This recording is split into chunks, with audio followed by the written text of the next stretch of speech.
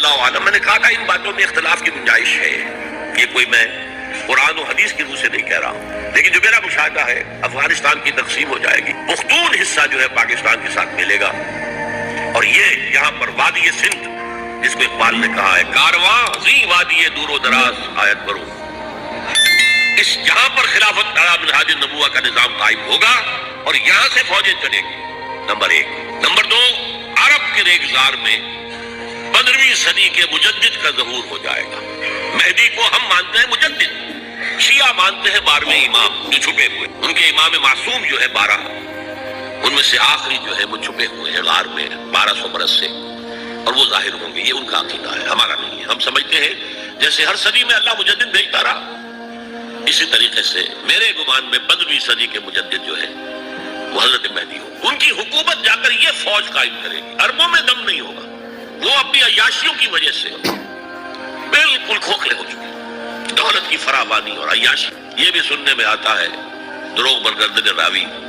کہ اگر کوئی فوجی قافلہ ان کا چل رہا ہوتا ہے تو وہ بجائے ٹرکوں میں بیٹھنے کے وہ اپنی کاروں میں بیٹھ کے ساتھ ساتھ چلتے ہیں، وہ ٹرک خالی چل رہے ہوتے ہیں، ٹرک کی سختی جو ہے، سخت سیٹ جو ہے برداشت کرنا ان کے بس کا روگ نہیں ہے۔ یودعون للمہدی،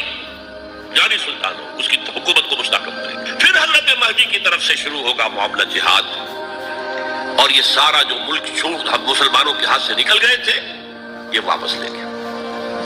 اس میں ایک کوسچن ہے جو میرے ذہن میں بہت عرصے سے تھا، اس کا کہ جواب اب مجھے سوچا ہے، واللہ عالم، یہ ساری باتیں میں کہہ رہا ہوں میرے گمان ہے، کیسے ہوگا کہ اتنی بڑی طاقت ایٹمک پاورز کے مقابلے میں مسلمان دوبارہ میدان میں آ کر اور جیتتے چلے جائیں؟ میرا گمان یہ ہے، واللہ عالم، اس پورے معاملے کا سارا جو ہے ارینا جو ہے وہ ہے مڈل ایسٹ، یورپ، جس میں حدیث میں آیا ہے کہ رومی عیسائی 80 جھنڈوں تلے تم پر حملہ کریں گے اور ہر جھنڈے کے نیچے 12,000 فوج ہوگی، 10 لاکھ۔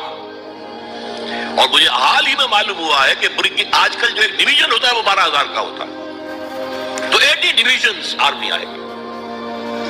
لیکن معلوم ایسا ہوتا ہے